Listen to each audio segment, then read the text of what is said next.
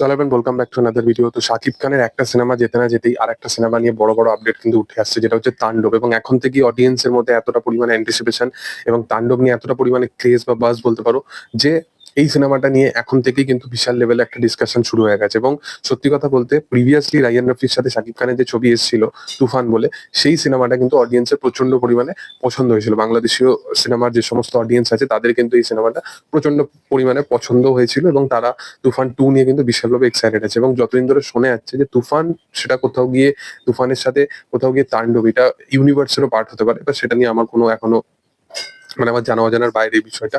আমি সেটা নিয়ে এখনো যতক্ষণ না কোনো সচরাচর আপডেট আসবে আমি তার উপর ভালো করে সেটা নিয়ে ডিসকাস করতে পারবো আর কি।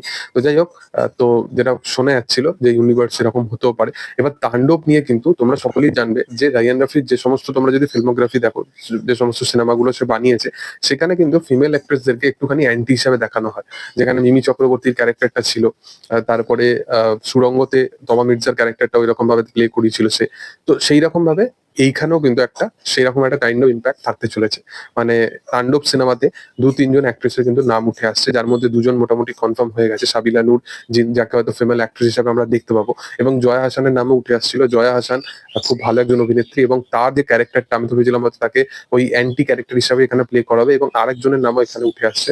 এবং এর চেয়ে বড় কমার্শিয়াল মার্কেটে তার মানে বড় কিছু কামব্যাক হতে পারে না। বেশ কিছু মাস আগে একটা ভিডিও বানিয়েছিলাম যেখানে আমি কোয়েল মল্লিককে নিয়ে এই কথাটা বলেছিলাম যে কোয়েল মল্লিক সে যে নিজের জায়গায় ইনিশিয়াল লেভেলে যে সমস্ত মিতিন মাসি কাইন্ড অফ ছবি করছে, এর পিছনে একটা রিজন আছে। এর পিছনে রিজন হচ্ছে এই যে কাইন্ড অফ এখনকার দিনে যে সমস্ত মানুষেরা কমার্শিয়াল বা যে সমস্ত অ্যাক্ট্রেসেরা কমার্শিয়াল সিনেমার পার্ট হতে চায়, এরা সেই সমস্ত জিনিসগুলো কিন্তু করে এসছে। এরা এখন পারফরমেন্স ওরিয়েন্টেড কাজ কিন্তু বেশি করতে পছন্দ করে। তো সেই কারণবশত তাদের ওই মিতিন মাসির মতো ছবি করে। এবং মিতিন মাসি তুমি যদি দেখবে যে সময় রিলিজ করেছিল দুর্গাপুজো, প্রিভিয়াসলি যে সময় রিলিজ করলো দুর্গাপুজোর সময়, যখন বাঘা যতীন, দশম অবতার সমস্ত সিনেমাগুলো এলো, ওই টাইমেও কিন্তু যেরকম কাইন্ড অফ সোর্স পেয়েছিল, নাম্বার অফ সোর্স পেয়েছিল, নিজের জায়গায় কিন্তু একটা ভালো ব্যবসা করেছিল। তো কোয়েল মল্লিকের সেরকম কাইন্ড অফ একটা স্টারডাম অবশ্যই আছে।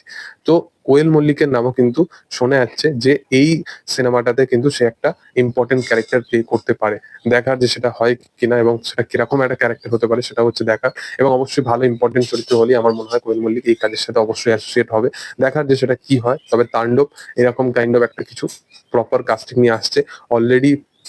মেকার্স বলো বা যেরকম কাইন্ড অফ বলো, তারা তো বলছে বড়বাদের থেকেও বেশি লেভেলে ব্যবসা করবে, কারণ এইরকম কাইন্ড অফ একটা হাইপ তো ক্রিয়েট হয়ে গেছে সিনেমাটা নিয়ে। তো যাই হোক, তোমাদের কি বক্তব্য বিষয়বস্তু নিয়ে সেটা তোমরা অবশ্যই তোমরা কমেন্ট সেকশনে জানাতে পারো। ভিডিও ভালো লাগলে অবশ্যই লাইক শেয়ার সাবস্ক্রাইব করে দিও। Thank you all, by.